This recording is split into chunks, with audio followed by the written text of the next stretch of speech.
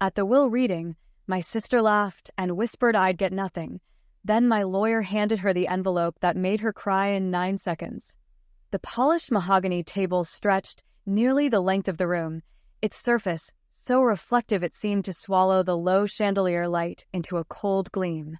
No one spoke at first. A shuffling of papers from the far end broke the silence, and heads tilted toward the man in a gray suit who was still pulling documents from a thick leather case. Every eye in the room flickered between him and the single thick envelope resting at his elbow. That was the one everyone had been waiting for. That was the one that mattered. Caroline sat 2 chairs from the right, one leg crossed over the other, back straight, the picture of control. She had chosen her seat deliberately, angled perfectly to watch both the lawyer and her half-sister across the table without having to turn her head. The faint scent of her perfume carried even in the cool, filtered air, sharp enough to be noticed, but not enough to be commented on. Her lips curved into a slow smile as she leaned just slightly toward Claire, the woman she had been undermining for months. "You're getting nothing," she murmured, her voice pitched so only Claire could hear. "He left everything to me. You should have been smarter." Claire kept her gaze on the lawyer, refusing to give Caroline the satisfaction of a reaction. She had heard this refrain since the funeral, Caroline's casual drops of venom at the grocery store, during church services, even in the driveway when they crossed paths. Each time it had been followed by the same smirk, as if Caroline already knew the contents of the will. The lawyer, Mr. Whitmore, cleared his throat, the sound drawing attention from both sides of the long table. His hands were steady, but his eyes flickered between the sisters with a hesitance that had not been there when he read through the smaller bequests to distant cousins earlier in the afternoon. Those had been routine: a grandfather clock to one, an antique pistol to another, a modest trust fund for a godson. No tension there. This was different. "This," he said, resting a palm on the thick envelope, "is the final directive from your father." His tone was formal but carried an undertone, not quite caution, but something approaching it. He instructed that this portion be read last, without interruption. Caroline's shoulders relaxed in what looked like quiet triumph. She didn't bother hiding it. Claire noticed. So did everyone else. The air in the room shifted, and even the more distant relatives leaned forward slightly, eager for the inevitable. Whitmore slid a letter opener under the seal and drew out several pages, folded twice. His gaze lingered on the first few lines before he began to read aloud. "To my daughters, Caroline and Claire, if you are hearing this, it means I am no longer with you. This letter contains my last decisions, made after long reflection." His voice was steady, but as he continued, something in his brow tightened. "Caroline, you have often reminded me of myself in my younger years. Ambitious, decisive, unwilling to accept defeat. That will serve you in many areas, but it has also blinded you to certain truths. Claire, you have been patient to a fault, trusting where you should have questioned. Both of you have your strengths. Both of you have your weaknesses. I leave this final arrangement not to punish or reward, but to finish a game I began long before you realized you were playing." The choice of words made a few relatives exchange puzzled looks. Caroline's smile faltered just slightly. Claire's fingers tensed around the arm of her chair. Whitmore read on. "My estate, every property, account, and holding will not pass immediately to either of you. Instead, it will be placed into a trust controlled by conditions set forth in the accompanying documents. To gain access, you must work together to resolve matters that, until now, I have kept hidden." The room's temperature seemed to drop. Caroline leaned forward, her voice cutting through the tension. "What matters?" Whitmore didn't answer her directly. He kept reading. "In my study, within the bottom drawer of the locked file cabinet, you will find a red folder marked King's Gambit. Inside is the first of several keys, not literal, but pieces of information that will lead you to debts I owed, agreements I made, and truths I concealed. You'll find records involving both of you, actions taken on your behalf, and actions taken against you. These are not accusations. They're facts. The truth will determine who ultimately inherits, and the truth may force you to see one another differently than you ever have." A hush swept across the table. Someone coughed. Caroline's face had gone pale in a way Claire had never seen before. Whitmore reached for the second document, a shorter page that looked newer, the ink darker, the handwriting bolder. "One last note," he read. "Caroline, the advantage you believe you hold is only as strong as Claire's ignorance. Claire, the disadvantage you fear is only as real as your willingness to accept it. Neither of you can claim the estate without the other's cooperation, and neither of you can keep what you uncover buried. I have set the pieces. It is your move." When Whitmore finished, the silence was suffocating. No one moved.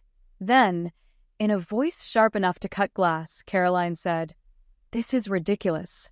He wouldn't do this." But Claire was already studying her.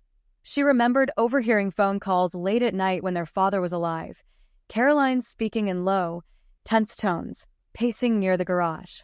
She remembered the time Caroline had convinced their father to sell the smaller lake property, claiming it was losing value, only to find out later it had been flipped for 3 times the amount.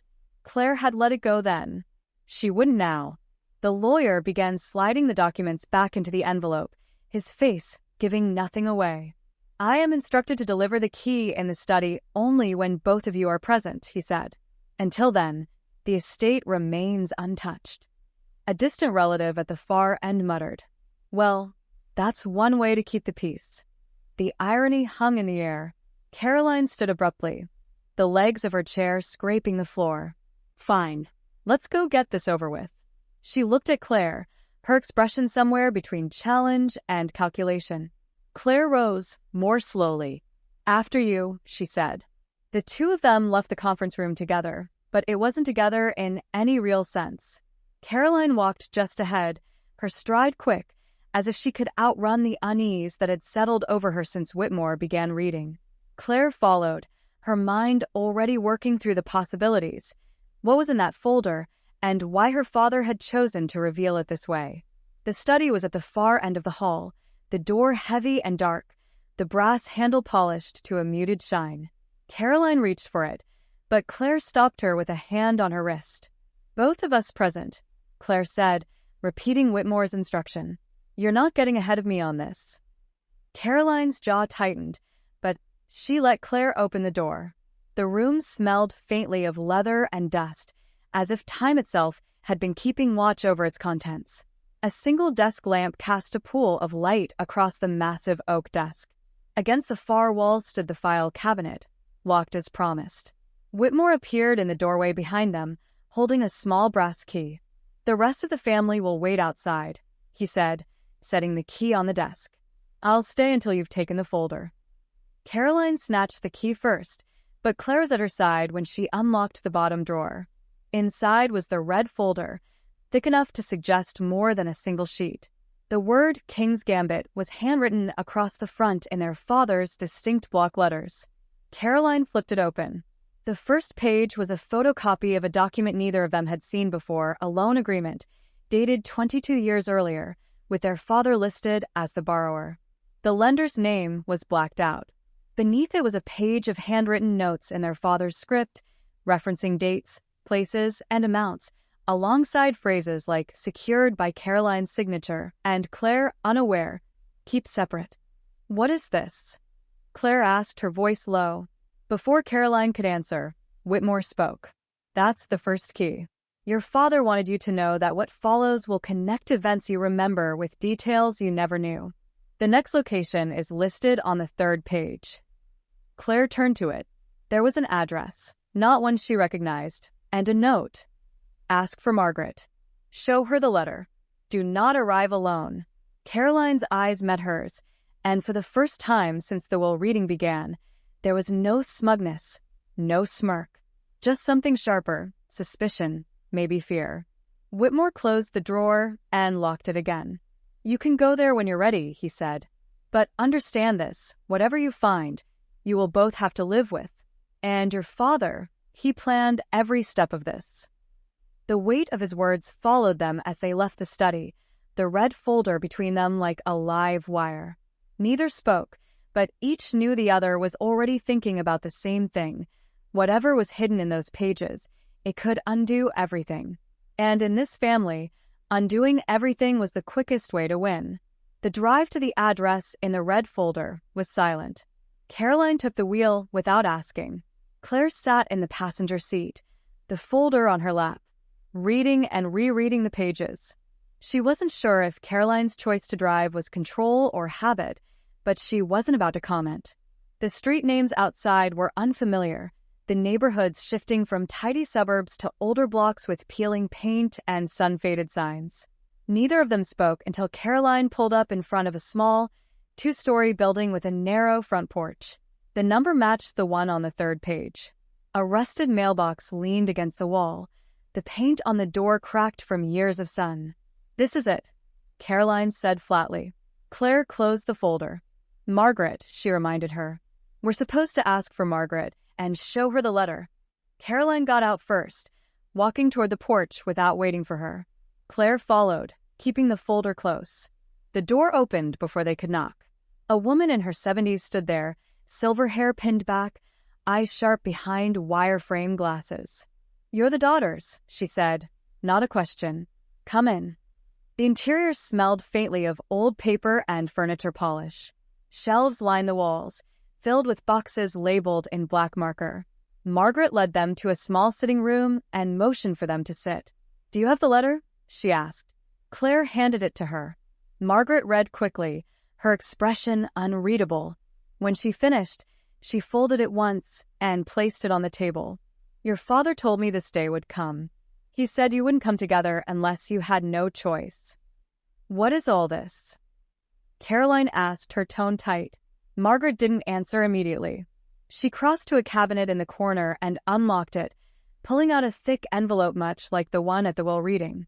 "This," she said, placing it in front of them, "is the second key. It's a record of transactions your father made over 20 years. Some were legal, some were not. They involve both of you."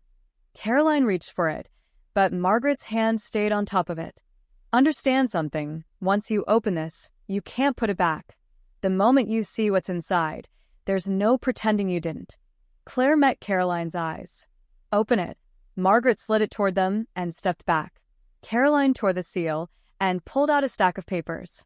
The top sheet was a notarized agreement dated 16 years earlier. It detailed a property transfer, a downtown commercial building, in Caroline's name. The signature beneath the transfer wasn't hers, though. It was their father's, forged to look like hers. The document indicated that the building had been sold months later for double its value. "That's not my signature," Caroline said quickly, flipping to the next page. The second document was older, a trust set up in Claire's name when she was a child, containing a substantial sum. The last page showed a withdrawal, the full amount, signed by their father, citing investment on behalf of beneficiary. The following sheet was a receipt showing the funds transferred to an offshore account linked to Caroline. Claire felt her chest tighten. "You took my trust fund." "I didn't even know about this," Caroline shot back. "Why would I take it when I had no idea it existed?" Margaret stayed silent, letting them absorb the information. The stack of papers continued, legal agreements, loan records, handwritten notes. Some tied directly to Claire, others to Caroline. In each, there was a pattern. One sister's asset moved or altered in a way that benefited the other, often without her knowledge. Why would he do this? Claire asked, more to herself than anyone. Margaret answered this time. "Your father believed in leverage. He told me once, blood doesn't bind as tightly as debt. He made sure you were each tied to the other's fortunes. Neither of you could succeed without the other being part of it, and neither of you could fail without dragging the other down." Caroline flipped through another document, a letter from their father to Margaret, dated 2 years ago. In it, he wrote that the final phase would begin after his death, forcing the sisters to uncover the network piece by piece. "The network?" Caroline asked. Margaret nodded toward the bottom of the stack. Claire reached for the last folder. Inside was a map, not of the city, but of several properties spread across multiple states. Red circles marked certain buildings, and notes were written beside each. Dates, initials, and short phrases like secured by C, moved from CL, owed, unpaid. Claire pointed to one in a nearby town. "This says collected, silent. What does that mean?" Margaret hesitated. It means your father had a hold on someone there. A hold strong enough to keep them quiet for decades. But that's not your next stop. She pulled a folded paper from her pocket and placed it on the table. This is the address you're looking for next. He told me you'd find the truth there. The paper had only an address and a note. Ask for Douglas. Show him the map. Both of you. Claire looked at Caroline. If this is another one of his games, how do we know it's worth following? Caroline's eyes stayed on the address. Because the alternative is walking away with nothing. They left Margaret's house without another word. Back in the car, the folder sat between them like a third passenger. Claire stared out the window, thinking about the map. Caroline gripped the wheel tightly, her knuckles pale. Halfway to the next address, Caroline spoke. If what Margaret said is true, he's been playing us since we were kids. Every fight we've had, every disagreement, he set it up. He made sure we couldn't trust each other. Claire didn't turn toward her. And you're saying you had nothing to do with any of it? Caroline's voice was low. I'm saying I didn't know the whole picture. But I'm not innocent. Neither are you. The question is, what happens when we find Douglas? The address led them to an industrial area on the edge of town. Most of the buildings were warehouses, their corrugated metal siding faded and dented. The one they were looking for had no sign, just a heavy steel door. Claire knocked. A man in his 60s answered, tall, thin, with a weathered face and eyes that seemed to take in everything at once. You must be Robert's girls, he said. Come in. Inside was a wide, dim space filled with filing cabinets and metal shelves stacked with boxes. Douglas closed the door and locked it behind them. I've been expecting you, he said, motioning toward a table in the center. Show me the map. Caroline handed it over. Douglas unfolded it, nodding at several marked locations. I worked for your father for 30 years, he said. These aren't just properties. They're pressure points. Every one of these marks a person who owed him or someone he owed. And every one of those debts had strings attached, strings that lead back to you. Claire frowned. Why us? Douglas eyes met hers. Because he knew the only way to protect his legacy was to make it dangerous to challenge it. You two are the final link. Without you, the whole thing collapses. He pulled a small black notebook from his pocket and set it on the table. This is your third key. Inside is the list of who's tied to each location, names, dates, what they owe. Some of these people would do anything to keep this hidden. Others might want it exposed. Caroline picked it up, flipping through pages filled with neat handwriting. Claire glanced over her shoulder and saw familiar names, people they'd known growing up, family friends, even a few distant relatives. Douglas leaned closer. Your father said once the list was in your hands, you'd have to choose. Protect the network or destroy it. Either way, you'll have to do it together. The weight of his words settled over the room. Claire closed the notebook and looked at Caroline. If we use this, we can control everything. If we don't, Caroline finished for her. We lose everything. Douglas unlocked the door. Whatever you decide, decide fast. There are people who will know you have this before the day is over. They left the warehouse without speaking. The late afternoon light had shifted, shadows stretching across the cracked pavement. Back in the car, Claire turned to Caroline.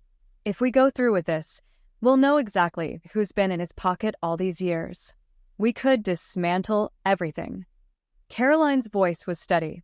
Or we could take it over. The car pulled away, the black notebook on the dashboard, the decision hanging between them, heavy, dangerous, and inevitable. By the next morning, the decision had been made without words. Claire arrived at Caroline's house at 8 sharp, the black notebook in hand.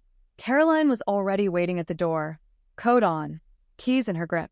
There was no greeting, just a curt nod, and they headed to the car. The first stop was an address near the edge of the city, marked on the map with a red circle and the initials RC. The house was small but well kept, the lawn trimmed neatly. A man in his late 50s opened the door. His face froze when he saw them. Robert's daughters, he said slowly. What do you want? Claire held up the notebook. We have the list. We know what you owe. His shoulders dropped. He stepped back, letting them in without argument. Inside, they sat at a dining table while he poured 2 glasses of water. "I paid him years ago," he said, voice low. "But he said it wasn't just money. It was my silence." Caroline leaned forward. "About what?" The man hesitated, glancing between them. "He had evidence on me, enough to ruin my career. I signed over property to him, and I kept my mouth shut." Claire opened the notebook to his entry. Beside his name was a note. "Holds key to Harbor Street files." She slid it toward him. "Where are they?" He exhaled slowly. "Storage unit, number 14, East Harbor. But if you open it, you'll drag others into this." Caroline stood. "We're already in it." They left without further conversation. The storage facility was 10 minutes away, rows of identical doors stretching into the distance. Unit 14 was rusted but unlocked. Inside were boxes stacked high, each labeled by year. Claire opened the first one. Inside were folders filled with photographs, bank statements, and handwritten notes, names they recognized from the map, each tied to something compromising. Some were financial scandals, others personal matters. It was a web of leverage, each strand leading back to their father. Caroline sifted through the pile, pulling a folder marked with her own name. Inside was a record of the downtown property transfer from 16 years ago, along with receipts showing the profits had been reinvested into ventures linked to Claire's trust. "He didn't just tie us together," she said. "He made it impossible to untangle." They took everything, loading the boxes into the car. Back at Caroline's house, they spread the contents across the living room floor. The pattern was unmistakable. Every marked location on the map connected to a person, and every person was tied to either Caroline or Claire in a way that made both complicit. By late afternoon, they had the network mapped in full. 47 names, 18 properties, multiple accounts, every one of them traceable to either the stolen trust or the forged transfer. Claire broke the silence first. "If we burn this, we walk away with nothing." Caroline nodded. "If we use it, we own everything he built." They both knew the risk. Exposing the network would destroy reputations, careers, and in some cases, families. But it would also erase the leverage their father had left them with. Keeping it meant stepping into his role entirely, controlling the same people he had, holding the same secrets. Claire picked up the black notebook. "He wanted us to finish the game. That's what this is. The last move." Caroline's expression was unreadable. "So, which way do we play it?" Night fell before they spoke again. Finally, Claire slid the notebook back across the table. "We keep it. We don't destroy it. We don't give it away. We use it. But we do it together, no side moves, no undercutting." Caroline considered her for a long moment, then extended her hand. "Agreed." The handshake sealed it. No ceremony, no speech, just a quiet understanding that they were now partners in something far bigger than an inheritance. The next weeks were deliberate and controlled. They contacted names on the list one by one, never threatening directly, never asking outright. Instead, they let each person know, subtly, unmistakably, that the daughters now held the files. Some responded with offers, others with silence, but all understood the shift. The properties began moving into their joint control, accounts redirected through new trusts in both names. It wasn't immediate, but the network began to answer to them. The resistance was minimal. Fear worked faster than loyalty. In the process, they discovered things even their father hadn't documented. Some of the people on the list had built their own leverage, holding secrets over others within the network. Claire and Caroline absorbed those as well, adding new pages to the black notebook. By the end of the second month, the map had been redrawn, every red circle now effectively under their control. The last loose thread was Douglas. They met him at the warehouse, bringing the updated map. He studied it for a long moment, then nodded. "You've done what he wanted." Claire corrected him. "We've done what we wanted. It just happened to match his plan." Douglas smiled faintly. "You've learned faster than I expected. Then my part is done." He handed them a sealed envelope. His final message. He said you'd know when to open it. They didn't wait. Caroline broke the seal and unfolded the paper. The handwriting was their father's. To my daughters, if you're reading this, you've made your choice. I never cared which one you picked. The game was to see if you could play it together. Everything I built was never meant to be mine forever. It was meant to be yours if you were strong enough to take it. Now it's yours. Use it or let it rot. Just remember, the game never ends unless you decide it does. There was no signature, just the date a year before his death. Caroline folded the letter and slipped it into the notebook. Then we decide it doesn't end. Claire didn't argue. From that day forward, they moved as a unit. The family saw a united front. The network saw a new power structure. The debts, the secrets, the leverage, all of it now operated through them. No one challenged them directly. The quiet control was more effective than force. The will had not divided them as their father might have once predicted. It had bound them in a way neither could have imagined. Not through sentiment, but through necessity. Trust, in their world, was just another form of leverage. Years later, people still whispered about the reading of Robert Hale's will, how it had turned two sisters into something unshakable. The truth, known only to Claire and Caroline, was simpler. It hadn't been the will that changed everything. It had been the game, and they had learned to play it better than anyone else. The network endured. The map was kept updated, the notebook locked in a safe they both could open. Every move was calculated, every decision weighed for advantage. And in the quiet moments, when the work was done and the calls ended, they both knew their father had achieved exactly what he'd wanted. The pieces were still on the board, and the sisters now controlled the game. That fully ties up every thread: the father's plan, the keys, the network, Douglas, Margaret, and the will's conditions, without dragging out scenes or leaving gaps.